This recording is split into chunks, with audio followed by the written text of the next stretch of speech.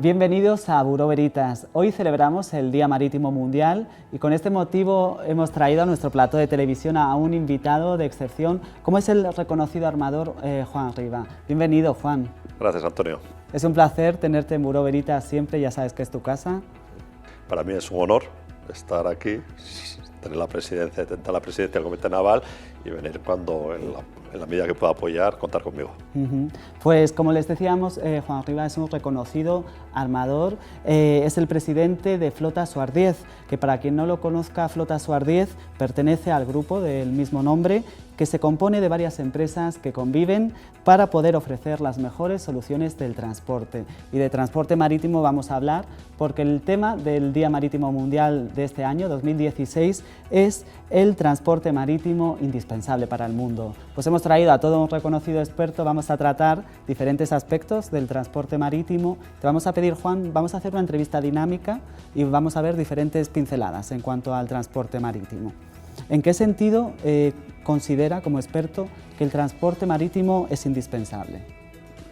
Bueno, desde luego el transporte marítimo, para los que estamos en el sector, bueno, somos absolutamente conscientes de que es indispensable. Tal vez para el gran público no sea así, pero, por ejemplo, en el 2016, en este año, más de 11.000 millones de toneladas se han transportado por vía marítima, con una distancia media de los barcos de 5.000 millas náuticas, lo cual significa que el comercio mundial, la columna vertebral del comercio mundial es el transporte marítimo. Además, el transporte marítimo, yo diría que es el único medio de transporte que puede llevar unas grandes cantidades de mercancía con unos barcos, que son los medios de transporte, de una forma eficiente, una forma, desde el punto de vista técnico, también ecológico y además económico, que son las tres bases para el transporte. Por lo tanto, indispensable, súper indispensable. Es verdad que al elegir este tema para el Día Marítimo Mundial, no sé si se está intentando dar a conocer al gran público la importancia del transporte marítimo. ¿Crees que no es suficientemente conocido, Juan? Hombre, como te decía antes, para el gran público puede que no sea consciente, conocido sí es, evidentemente, pero consciente, porque como dice la propia explicación del Día Marítimo de la OMI, cuando habla del Día Marítimo Mundial, la gente está sentada en su casa viendo la televisión, tomándose una bolsa de palomitas y no es consciente, a lo mejor en ese momento, de que todo lo que, o mucho de lo que le rodea, ha venido por vía marítima.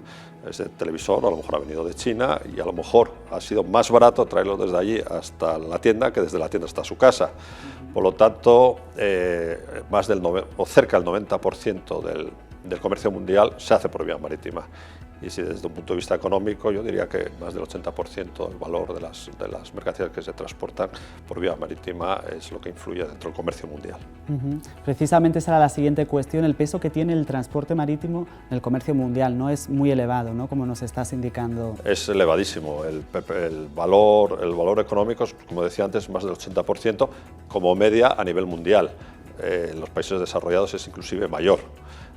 Por lo tanto, sí, yo creo que es un medio de transporte que es imprescindible, que sea sostenible y que se mantenga en el tiempo para poder ayudar en el desarrollo de la economía mundial y de los países, especialmente los países en vías de desarrollo. Vamos a ver un ejemplo del transporte marítimo o de una solución integral de éxito del transporte marítimo en España, como es la del Grupo Suar 10, que desde 1945 pues es un referente en el transporte marítimo. ¿Cuál es la clave de vuestro éxito, Juan? Bueno, yo siempre cuento que en el mundo marítimo los grandes grupos empresariales tienen un germen normalmente familiar o desde un punto de vista de profesionales del mar. Es el punto de unión, el mar es un negocio en el cual yo creo que la pasión por el propio negocio, por la propia mar, es intrínseco a él mismo y al final son generaciones de familiares y generaciones de técnicos profesionales de la mar los que sostienen estos grupos, pero no solo en España, en el caso del Grupo Suar 10, pero a nivel mundial ocurre un poco lo mismo, en distintas dimensiones, pero es así. Y adelántanos qué proyectos de futuro tenéis desde vuestro grupo. Bueno, ahora justo está de mucha actualidad el nuevo proyecto que estamos desarrollando junto a nuestro socio estratégico CEPSA, de unas gabarras de suministro de bunkering en el cual van a suministrar también gas. Es un proyecto muy innovador en el cual el Bureau Veritas está involucrado, va a ser la sociedad de clasificación, y bueno, lo hemos presentado la semana pasada en Tenerife, lo voy a presentar esta semana en Barcelona. Yo creo que el futuro pasa por ahí, por poder ser flexible y dar todo tipo de suministros. Esto en cuanto a flota de buques de servicios. Luego, como no sé si sabrá, pero nuestro grupo somos pioneros también en el transporte y líderes en Europa en el transporte de vehículos nuevos y de carga rodada. Hemos implantado, con el apoyo de Bruselas y del Ministerio francés de Transportes y español, la autopista del mar entre Vigo y Saint-Nazaire, y tenemos como reto ampliarla a otras zonas del Atlántico con esa base para los próximos años. Vamos a pasar a otro tema también de actualidad, hoy de importancia capital en el transporte marítimo, como es la seguridad. ¿Qué importancia tiene la seguridad dentro del sector?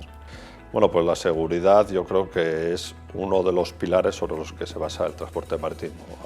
Habíamos hablado de la parte técnica, de la parte económica, pero la parte de seguridad es clave, tanto para las personas como para las mercancías. Y yo creo que con los años, cada vez desde el punto de vista medioambiental, la seguridad y que no haya accidentes va en disminución por la mejora de los barcos técnicamente. Insisto una vez más que las sociedades de clasificación, y en este caso el Bureau Veritas, son piezas fundamentales para que esto ocurra, y bueno, es una mejora constante de la seguridad y de los medios técnicos para que sea así.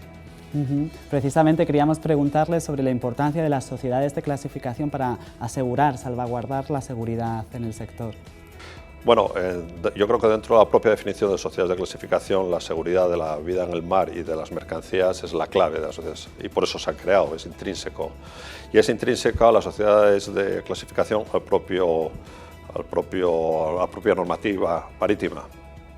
Las sociedades de clasificación, como se sabe, se crearon, yo creo que fue en el siglo XVIII, para asegurarse, las compañías aseguradoras, garantizar que los barcos asegurados cumplían con los requisitos suficientes para la navegación y para ser un bien asegurado. A partir de ahí, poco a poco ha ido introduciéndose dentro de la propia normativa del negocio marítimo o del comercio marítimo, y hoy en día, si no existiesen las sociedades de clasificación, habría que inventarlas.